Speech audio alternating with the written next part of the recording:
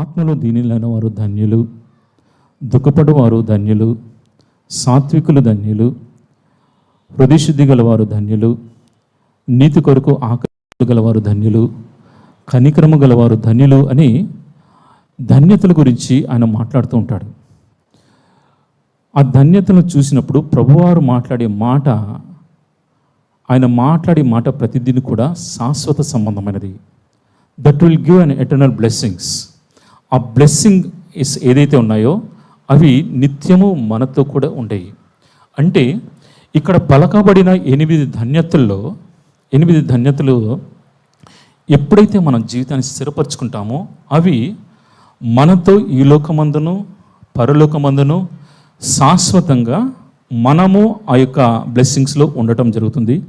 దానికి సంబంధించిన క్యారెక్టర్, దానికి సంబంధించిన క్వాలిటీ అనేది మనలో ఉంటుంది. ముఖ్యంగా ఇక్కడ మీరు గమనించవలసిన విషయం ఏంటంటే ఈ 8 ధన్యతలు ప్రతి ఒక్కరు కూడా కలిగి ఉండాలి. దేనిని కూడా సపరేట్ చేయడానికి వీలు లేదు. మీరు పరిపూర్ణంగా దేవుని యొక్క ఆశీర్వాదం నొందిన వారిగా, దేవునిలో ఆనందము కలిగిన వారిగా, ఒక సంతోషకరమైన జీవితాన్ని క్రీస్తు సంపూర్ణత యందు జీవించాలి అంటే ఈ 8 ధన్యతల్లో చెప్పబడిన విషయాలు మన జీవితంలో అవి కనబడాలి. దేనిని కూడా వేరుపరచడానికి వీలు లేదు, దేన్ని కూడా సపరేట్ చేయడానికి వీలు లేదు. అక్కడ పలకబడిన 8 ధన్యతల్లో ఫర్ ఎగ్జాంపుల్, హృదయశుద్ధి గలవారు ధన్యులు, వారు దేవునిని చూచెదరన్న మాట ఏదైతే ఉందో ఆ ఒక్క విషయంలో తప్పించి మిగతా విషయంలో నేను చక్కగా ఉన్నాను అంటే we can't gain completeness in Christ. క్రీస్తుల సంపూర్ణతను సాధించలేం. ఏ ఒక్కటి తీసినా సరే. ఆత్మలో దీనులైన వారు ధన్యులు అనేది తీసివేసిన, సాత్వికము తీసేసినా సరే క్రీస్తులో సంపూర్ణత కలగదు. ఒక విధంగా చూస్తే మనకి ఫ్రూట్ ఆఫ్ ద స్పిరిట్, ఆత్మ ఫలము గలతీయులకు రాసిన పత్రికలో కనబడుతుంది. సో అక్కడ ఆత్మ ఫలములు అనలేదు, కానీ ఆత్మ ఫలము అని 9 యాట్రిబ్యూట్స్, 9 గుణగుణాలు అక్కడ చెప్పబడడం జరిగింది. ఏది కూడా ఆత్మ ఫలము నుంచి ఒకటి వేరు చేయడానికి లేదు. ఆత్మ ఫలములో మనం సంపూర్ణతను సాధించాలంటే అక్కడ చెప్పబడిన 9 క్యారెక్టరిస్టిక్స్ ఏదైతే ఉన్నాయో వాటిలో మన జీవితం కనబడాలి. అలాగే నిజంగా ఒక ట్రూ బ్లెస్డ్ లైఫ్ అనేది, ఆ కంప్లీట్నెస్ అనేది కనబడాలంటే ఈ 8 ధన్యతలు ఉన్న విషయాలు మన యొక్క ఆధ్యాత్మిక జీవితంలో కనబడాలి, మన యొక్క వ్యక్తిగత జీవితంలో కనబడాలి. సో అందులో భాగంగా మరి సాత్వికులు ధన్యులు అని ప్రభువారు అన్నారు. సాత్వికులు ధన్యులు, రైట్? వారు భూలోకమును స్వతంత్రించుకుందరు. నిజంగా who are meek in spirit they are blessed, right? Otherwise who are gentle they are blessed.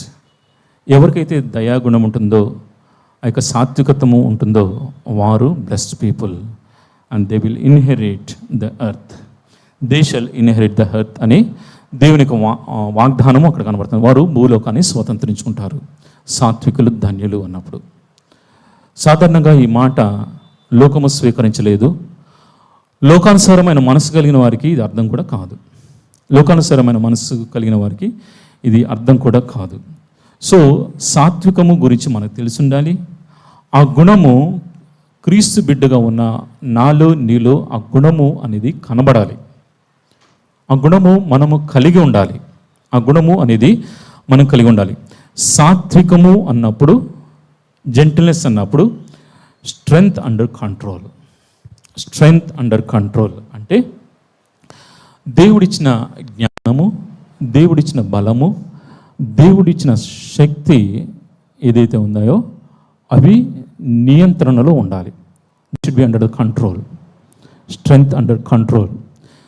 మరి లాస్ట్ వీక్ మీకు చెప్పడం జరిగింది, జెంటిల్నెస్ అనే పదానికి హెబ్రీలో చక్కటి మీనింగ్ ఒకటి ఉంటుంది. అదేంటంటే సాధు చేయబడిన, అంటే ఒక యజమాని కొరకు సాధు చేయబడటం. We have been tamed for our master. అంటే ఫర్ ఎగ్జాంపుల్ ఒక గుర్రం ఉందనుకోండి. గుర్రం యొక్క బలము, శక్తి, గుర్రపు రౌతు అంటే గుర్రపు యజమానుని యొక్క నియంత్రణలో ఉంటే ఆ బలము శక్తి అనేది యజమాని యొక్క నియంత్రణలో యజమాని కొరకు వాడబడే విధంగా ఉంటే దట్ ఈస్ కాల్డ్ జెంటిల్నెస్. గమనించండి, సాధు చేయబడిన గుర్రం ఉంటుంది, సాధు చేయబడిన గుర్రం ఉంటుంది. ఈ రెండిటిలో బలంలో ఏమాత్రం తేడా ఉండదు, శక్తిలో ఏమాత్రం తేడా ఉండదు. ఈ రెండిటి మధ్య తేడా ఎక్కడ వస్తుందంటే, సాధు చేయబడిన గుర్రము తన యజమాని యొక్క మాట వింటుంది, యజమాని యొక్క ఇన్స్ట్రక్షన్స్ ప్రకారం ముందుకు వెళ్తుంది. సాధు చేయబడిన గుర్రము ఎవరి మాట విందు, తనకు నచ్చినట్లు తను వెళ్తుంది, తనకి తోచినట్లు చేస్తుంది. సో ఇక్కడ సాత్వికత్వము అన్నప్పుడు దేవుడిచ్చిన బలము, దేవుడిచ్చిన శక్తి, దేవుడిచ్చిన జ్ఞానము, దేవుడిచ్చిన ఆరోగ్యము మన యజమాని యొక్క ఉపయోగంలో మన యజమాని చేత వాడబడినట్లు, ఉపయోగపడబడినట్లు మనము ఆయన చేతిలో ఉండటం. సో సాత్వికత్వము అన్నప్పుడు what ever you blessed, so దేవుడిచ్చిన జ్ఞానము, తలాంతు, బలము ఇదంతా కూడా మన యజమాని కొరకు ఉపయోగకరంగా మనం ఉండాలి. ఆయన యొక్క ఇన్స్ట్రక్షన్స్లో ముందుకు వెళ్ళేవారిగా ఉండాలి. సో ఇక్కడ మీకు అందుతున్న మాట, దేవుడిచ్చిన బలము, శక్తి ఇదంతా కూడా అది దేవుని కొరకు ఉపయోగపడే విధంగా ఉందా, దేవుని కొరకు ఉపయోగకరంగా మీరున్నారా అన్న ఆలోచన మీరు చేయాలి.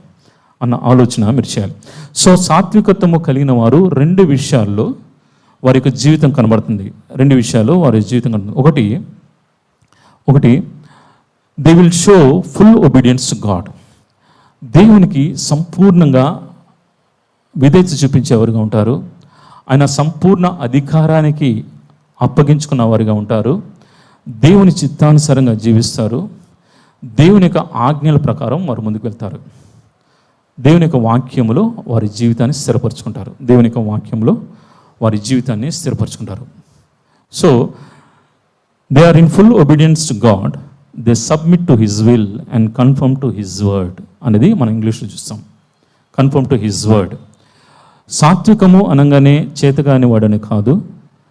ఇన్ఫ్యాక్ట్ లోకము బలహీనంగా చూడొచ్చేమో కానీ పరలోకం కానీ దేవుడు కానీ it will see as a powerful personality. శక్తివంతమైన వ్యక్తిత్వము, బలము కలిగిన వ్యక్తిత్వము కింద సాత్వికత్వమును చూస్తుంది. It will see as a powerful personality. So బలహీనుడు కాదు. సో ఇక్కడ సాత్వికత్వము అన్నవారు వారు కోపాన్ని చూపించరా అంటే కోపం చూపిస్తారు, కానీ there will be some meaning. ఆ కోపం కూడా ఒక నియంత్రణలో ఉంటుంది. ఇమోషనల్గా రియాక్ట్ అవ్వరు. Okay, so under control they will show an anger. ఒక నియంత్రణలో వారు కోపం చూపిస్తారు. ముఖ్యంగా వారికి కోపం ఎప్పుడు వస్తుందంటే, ఎప్పుడైతే వారు దేవునిని అగౌరవపరిచే విధంగా అక్కడ ఏదైనా జరుగుతుంది అంటే వారికి కోపం వస్తుంది. దేవుని నామానికి అవమానకరంగా ఎవరైనా బిహేవ్ చేసినా, అక్కడ ఏదైనా జరుగుతుందంటే వారికి ఇమీడియట్గా కోపం వస్తుంది. ఇమీడియట్గా దే విల్ యాంగ్రీ. బట్ ఆ యాంగ్రీ అనేది, ఆ కోపం అనేది ఒక నియంత్రణలో మనుషులతో కలిగి ఉండే సంబంధ బాంధవ్యాలలో వారు దయగలిగిన వారిగా, ప్రేమను చూపించేవారిగా, రైట్, ఓర్పు కలిగిన వారిగా ఉంటారు. అవసరమైనప్పుడు ఏదైనా వారు తీసుకోబోతున్న నిర్ణయము అది చిత్తానుసారమైన నిర్ణయము, అది మంచి నిర్ణయం అన్నప్పుడు వారు చాలా స్ట్రాంగ్గా కూడా దాని మీద ఉండగలరు. దాని మీద they will stand very strongly. దాని మీద స్ట్రాంగ్గా కూడా నిలబడగలరు. స్ట్రాంగ్గా నిలబడినప్పటికీ వారి యొక్క వ్యక్తిత్వంలో మాత్రం మార్పు రాదు.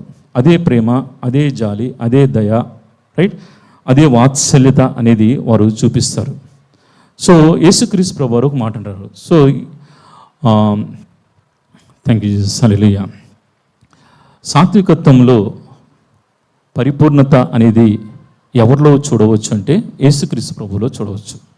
అందుకనే మూలవాక్యంగా మనం చదివిన వాక్యంలో మనం చూసాం కదా, నేను సాత్వికుడను దీన మనస్సు కలవాడును అంటున్నాడు.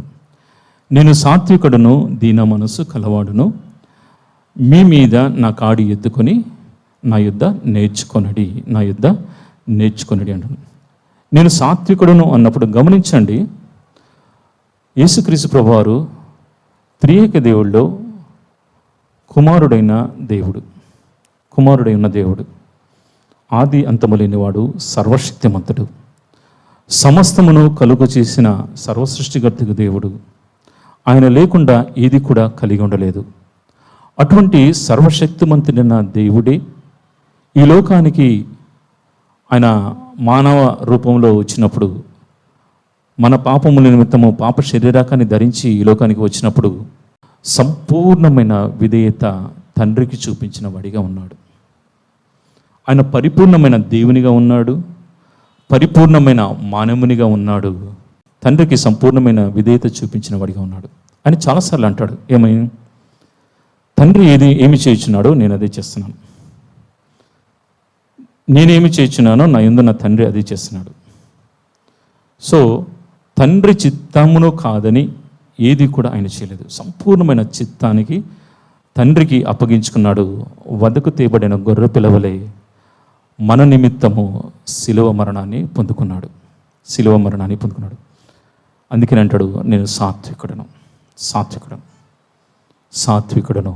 తండ్రికి ఏ విధంగా సంపూర్ణమైన విధేయత చూపించాడు, మన ప్రభువుకి అటువంటి సంపూర్ణమైన విధేయత చూపించినప్పుడు అప్పుడు we can tell we're gentle. అందుకని గమనించండి, ఈ సాత్వికత్వము అనేది ఎవరైతే ప్రభు పాదాల చెంత నేర్చుకునే అనుభవాలు ఉంటాయో వారు మాత్రమే సాత్వికత్వములో ఎదిగే వారిగా ఉంటారు. అందుకని అంటాడు, నా యుద్ధ నేర్చుకొనడి. ఈ జెంటిల్నెస్లో, దయా, ప్రేమ, వీటిలో మనము ఎదగాలి అంటే అది కేవలము క్రీస్తు పాదాల చెంత నేర్చుకున్నప్పుడు మాత్రమే అది సాధ్యమవుతుంది. సాత్వికత్వము కలిగి ఉన్నప్పుడు మన జీవితంలో మనం ఎటువంటి ఉపయోగాలు కలిగి ఉంటాం, ఎటువంటి ప్రయోజనాలు మనం పొందుకుంటాం, ప్రయోజనాలు కలిగి ఉంటాము అన్న విషయంలో నెంబర్ 1, జెంటిల్నెస్ డిఫ్యూజెస్ కాన్ఫ్లిక్ట్. అంటే సాధారణంగా మనుషుల మధ్య కాన్ఫ్లిక్ట్ రావటం సహజం. సాధారణంగా మనుషుల మధ్య విభేదాలు రావటం, మనస్పర్ధలు రావటం సహజం. So thank you hallelujah. Right. So it diffuses conflict అంటే మనుషుల మధ్య వాగ్యుద్ధాలు జరిగినప్పుడు కానీ, మనస్పర్ధలు వచ్చినప్పుడు కానీ, విభేదాలు వచ్చినప్పుడు కానీ మనలో కొన్ని ఎమోషనల్ ఫ్యాక్టర్స్ ప్లే చేస్తాయి. So we're ruled by over emotions. అంటే ఓవర్ ఎమోషన్స్ చూపించేవారిగా, రూడ్గా బిహేవ్ చేసేవారిగా, ద్వేషము కలిగిన వారిగా, రైట్, బహు కోపం చూపించేవారిగా, క్రోధం చూపించేవారిగా ఉంటారు. సో విభేదాలు ఏర్పడినప్పుడు మనలో కలిగే భావోద్వేగాలు ఏదైతే ఉంటాయో వాటిని సాత్వికత్వం ఏం చేస్తుందంటే వాటిని నీరు గారుస్తుంది, వాటిని బలహీనపరుస్తుంది. ఒక వ్యక్తి, మన ముందర ఉన్న ఒక వ్యక్తి నవ్వాడు అనుకోండి, మనం కూడా నవ్వుతాం. ఒక వ్యక్తి స్మైల్ ఇస్తే మనం కూడా స్మైల్ చేస్తాం. ఒక వ్యక్తి పరాకుగా ఉన్నాడు అనుకోండి, మనం కూడా అలాగే రియాక్ట్ అవుతాం. ఒక వ్యక్తి మనతో ఆర్గ్యుమెంట్ చేస్తున్నాడంటే మనం కూడా ఆ విధంగానే ఆర్గ్యుమెంట్ చేస్తాం. దానికి కారణం ఏంటంటే హ్యూమన్ నేచర్కు ఉన్న టెండెన్సీ ఏంటంటే they will mimic others feelings and emotions. మన ఎదుటివారిలో ఉన్న భావోద్వేగాలు, వారి యొక్క ఫీలింగ్స్ని, వారి యొక్క ఎమోషన్స్ని మనము మిమిక్ చేస్తాం. వారిలాగే మనం కూడా హావభావం చూపిస్తాం. దానికి కారణం మన బ్రెయిన్లో ఉన్న మిర్రర్ న్యూరాన్స్ అని. ఆ మిర్రర్ న్యూరాన్స్ ఆ విధంగా మనలో పనిచేస్తుంటుంది. సో సాత్వికము కలిగిన వ్యక్తి ఈ మిర్రర్ న్యూరాన్స్ యొక్క నియంత్రణలో లేకుండా వాక్యము యొక్క నియంత్రణలో ఉంటాడు. దేవుని యొక్క ఆజ్ఞ యొక్క నియంత్రణలో ఆయన ఉంటాడు.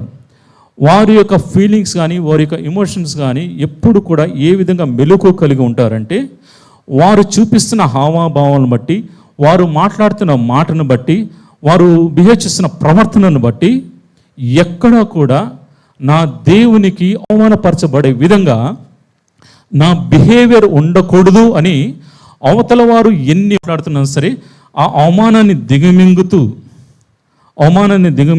ఆ నిందను భరిస్తూ, ఓర్పుతో ఉంటూ సమస్త విషయాలలో దేవునికి మహిమకరంగా జీవించాలన్న ఆ యొక్క కమిట్మెంటే వారిలో రూల్ చేస్తూ ఉంటుంది.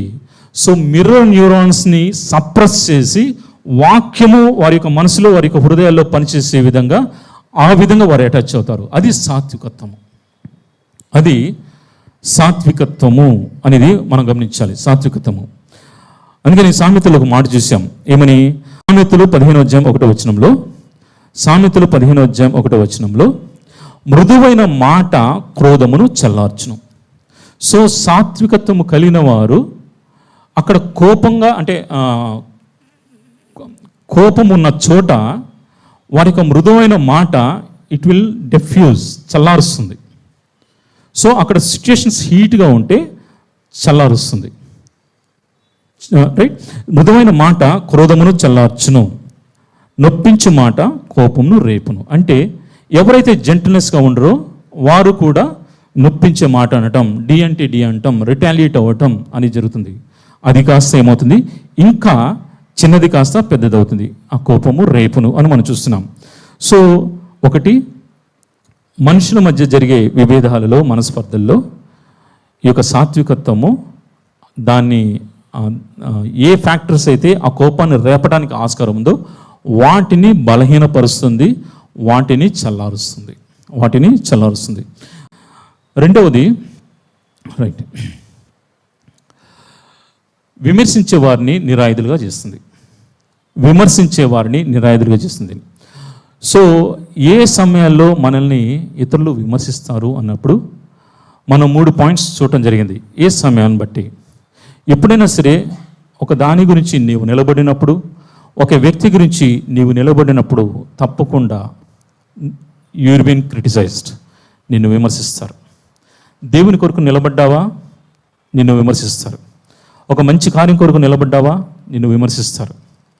ఒక వ్యక్తి గురించి కానీ ఒక దాని గురించి నీవు నిలబడినప్పుడు తప్పకుండా మనల్ని విమర్శించేవారు కూడా ఉంటారు. రెండవది, మనం సక్సెస్ అవుతున్న కొద్దీ, మన జీవితంలో ఫలిస్తున్న కొద్దీ, సఫలమవుతున్న కొద్దీ మనల్ని విమర్శించేవారు ఎక్కువగా ఉంటారు. ఎంత సక్సెస్ అవుతామో అంతమంది మనల్ని విమర్శ చేసేవారు ఉంటారు. అంతమంది విమర్శకులు మన పట్ల విమర్శ చేసేవారు ఉంటారు సక్సెస్ అవుతున్న కొద్దీ, మన జీవితంలో సక్సెస్ అవుతున్న కొద్దీ. మూడవది, if they see we're competent, అంటే మనము వారికి పోటీదారు అన్నప్పుడు వారు మనల్ని విమర్శిస్తారు. సో ఇక్కడ ఇటువంటి పరిస్థితుల్లో మనం ఏ విధంగా బిహేవ్ చేయాలి, ఏ విధంగా రియాక్ట్ అవ్వాలన్నప్పుడు, మరి 1 కొరింథీ పత్రిక నుంచి కొన్ని మాటలు మీకు చూపించాను. మరి తీయాల్సిన అవసరం లేదు, నేను జస్ట్ అవుట్లైన్స్ ఇస్తున్నాను. ఈ ఆల్రెడీ లాస్ట్ వీక్ ధ్యానం చేయడం జరిగింది, మీకు అవుట్లైన్స్ ఇస్తున్నాను. 1 కొరింథీ పత్రికలో పౌలు రాస్తూ 4:10 ఏమంటాడు? మేము క్రీస్తు నిమిత్తము వెర్రివారము. అంటే క్రీస్తు నిమిత్తం వెర్రివారము, క్రీస్తు కొరకే జీవిస్తున్నాం. నా కొరకు కాదు, ఇతరుల కొరకు కాదు, క్రీస్తు కొరకే జీవిస్తున్నాం. రైట్? సో మేము క్రీస్తు నిమిత్తము వెర్రివారము. అక్కడ ఏమన్నాడు? మేము క్రీస్తును మా జీవితాన్ని స్థిరపరచుకున్నాం కాబట్టి ఇప్పుడు నిందింపబడి దీవించుచున్నాము, హింసింపబడి ఓర్చుకొనుచున్నాము, దూషింపబడి బ్రతిమాలుకొనుచున్నాము. So this should be our response. మన యొక్క ప్రతిస్పందన ఇలా ఉండాలి. నిజంగా మనలో ఆ జెంటిల్నెస్ అన్న గుణము ఉంటే, సాత్వికం అన్న గుణం ఉంటే, ఈ విధంగా మన యొక్క బిహేవియర్ ఉంటుంది. ఎవరైనా మనల్ని విమర్శిస్తే మన యొక్క రియాక్షన్ ఎట్లా ఉందో ఒకసారి పరిశీలన చేసుకోండి. దాన్ని బట్టి మనకు అర్థమవుతుంది ఈ సాత్వికము అన్న గుణము నాలో ఉందా లేదా.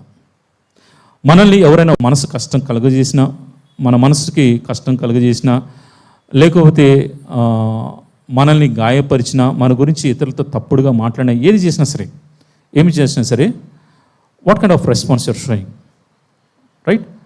సో ఎటువంటి రియాక్షన్ నీ దగ్గర నుంచి వస్తుంది అన్న దాన్ని బట్టి ఈజీగా మనం ఐడెంటిఫై చేయొచ్చు.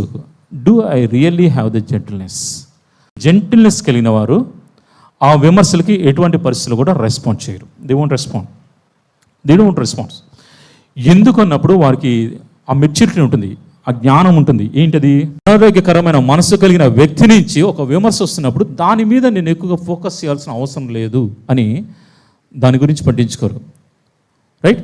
సో అన్హెల్దీ మైండ్ సెట్స్తో నేను వెళ్ళి రెస్పాండ్ అయితే it is nothing but it will defile my character. నా యొక్క స్వభావాన్ని నేను చెప్పి వేసుకునేవాడిగా ఉంటా. నా యొక్క క్యారెక్టర్ని నేను పాడు చేసుకునేవాడిగా ఉంటా అని దాని గురించి ఎక్కువ రెస్పాండ్ అవ్వరు. And they don't spend even a second for that. ఒక క్షణం కూడా దాని కొరకు సమయాన్ని వెచ్చించరు. And they don't retaliate. దానికి ప్రతిస్పందనగా రిటాలియేట్ చేయరువారు. దే విల్ హ్యావ్ పేషెన్స్ అనేది ఉంటుంది. సో ముఖ్యంగా సాత్వికులు ఒకటి ఇందాక చెప్పాను, మనుషుల పట్ల దయా ప్రేమ కలిగిన వారిగా ఉంటారు. ఈ క్యారెక్టర్ అనేది ఉంటుంది. కంప్లీట్గా క్రీస్తు నిమిత్తము వెర్రివారము అన్నాడు కదా. It is nothing but complete obedience to Christ. Complete obedience to Christ. So ఈ సాత్వికము కలిగిన వారికి వారి ఫోకస్ అంతా కూడా గురి యొద్దకే పరుగుతున్నాము. What is my finish line? నా యొక్క ఫినిషింగ్ లైన్ ఏంటి? నా ఫినిషింగ్ లైన్ ఏంటి అనేది ఆ వ్యక్తి చూస్తాడు. అంటే పరుగు పందెంలో ఉన్న వ్యక్తి 100 మీటర్స్ పరుగులో వాడు పార్టిసిపేట్ చేస్తున్నాడు అనుకోండి. 100 మీటర్స్ స్ప్రింట్లో వారు పార్టిసిపేట్ చేస్తుంటే స్టార్ట్ అయిన దగ్గర నుంచి అది ఎండ్ రీచ్ అయ్యే వరకు ఏ వ్యక్తి అయితే పరుగు పందెంలో ఆయన పరుగెత్తుతున్నాడో వారికి ఆ యొక్క ఫినిషింగ్ లైన్ తప్పించి వేరొక ఆలోచన వారికి ఎటువంటి పరిస్థితిలో వారి మనసులో రాదు. ఎటువంటి పరిస్థితిలో ఆ 9 సెకండ్లు 10 సెకండ్లు ఆ గమ్యం రీచ్ అయ్యే వరకు, ఆ ఫినిషింగ్ లైన్ టచ్ అయ్యే వరకు ఎటువంటి ఆలోచన, వ్యక్తిగతమైనదైనా సరే, కుటుంబ సంబంధంగా అయినా సరే, ఏదైనా సరే, లోక సంబంధంగా ఏదైనా సరే, ఈ ఆలోచన కూడా రాదు. బలమంతా తీసుకొని ఆ యొక్క ఫినిషింగ్ లైన్ని టచ్ చేయాలి అన్నదే వారి యొక్క గోల్ ఉంటుంది. సో క్రీస్తులో మేము వెర్రివారము అన్నప్పుడు క్రీస్తులో సంపూర్ణత సాధించడానికి ఒక ఫినిషింగ్ లైన్ అనేది దేవుడు అక్కడ ఉంచాడు. దానిని చేరుకోవటమే వారి యొక్క గురి. దానిని చేరుకునే దిశలో వారిని డిస్టర్బ్ చేసే విధంగా, వారిని డిఫైల్ చేసే విధంగా, వారి యొక్క క్యారెక్టర్ని పాడు చేసే విధంగా ఏది వచ్చినా సరే దాన్ని పట్టించుకోరు, దాని మీద ఫోకస్ చేయరు. సో ఇక్కడ ఎందుకు ఈ మాటలు ఎంతగా చెప్తున్నానంటే, మన డే టు డే లైఫ్లో హౌ యు ఆర్ స్పెండింగ్, ఇతరులు ఏదో మాట్లాడుకుంటున్న దాన్ని బట్టి ఇతరుల పట్ల మన మనసు కష్టం కలిగి మన హృదయాల్ని కలుషితం చేసుకుంటూ, మన మనసులను కలుషితం చేసుకుంటూ పరుగు పందెంలో ముందుకు వెళ్ళవలసిన మనము అక్కడే నిలుచుని చూస్తున్నామా, అక్కడే కూలబడి చూస్తున్నామా, లేకపోతే మన పరుగు పందెంలో కుంటుకుంటూ వెళ్తున్నామా? విడును. ఎప్పుడైనా గమనించండి, ప్రభువు ఏ ఫినిషింగ్ లైన్ అయితే మనకి ఇచ్చాడో ఆ ఫినిషింగ్ లైన్ టచ్ అయ్యే వరకు క్రీస్తు నిమిత్తము వెర్రివారముగా ఉన్నప్పుడు ప్రతి విషయంలో కూడా నా దేవునికి ప్రీతికరంగా జీవించాలి. నీతి విషయంలో యేసుక్రీస్తు ప్రభు ఏ మాదిరి కలిగి ఉన్నాడో ఆ సంపూర్ణతను నేను సాధించాలి అని వారి క్యారెక్టర్ను కాపాడుకుంటుంటారు. అలా ముందుకు వెళ్తూ ఆ యొక్క సత్క్రియల్లో ముందుకు వెళ్తున్నప్పుడు దేవుడు ఏం చేస్తాడో తెలుసా? ఎవరైతే మనల్ని విమర్శించారో వారికి అందనంత స్థాయిలో దేవుడు మనల్ని ఉంచుతాడు. సుపీరియర్గా దేవుడు ఉంచుతాడు. మీరు ఏ లైఫ్లో ఏ ఎగ్జాంపుల్ అని తీసుకోండి, విమర్శించేవారు ఎప్పుడూ అదే స్థితిలో ఉంటారు.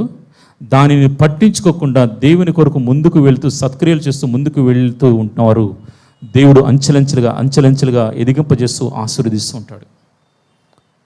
ఈ మాట మనకి తీతుకు రాసిన పత్రికలో పౌలు అంటాడు. తీతుకు రాసిన పత్రిక 2వ అధ్యాయము 7వ వచనం నుంచి నేను చదువుతున్నాను, గమనించండి. తీతుకు రాసిన పత్రిక 2వ అధ్యాయం 7వ వచనంలో, పరపక్షమందుండువాడు అంటే మన యొక్క అపోజిషన్,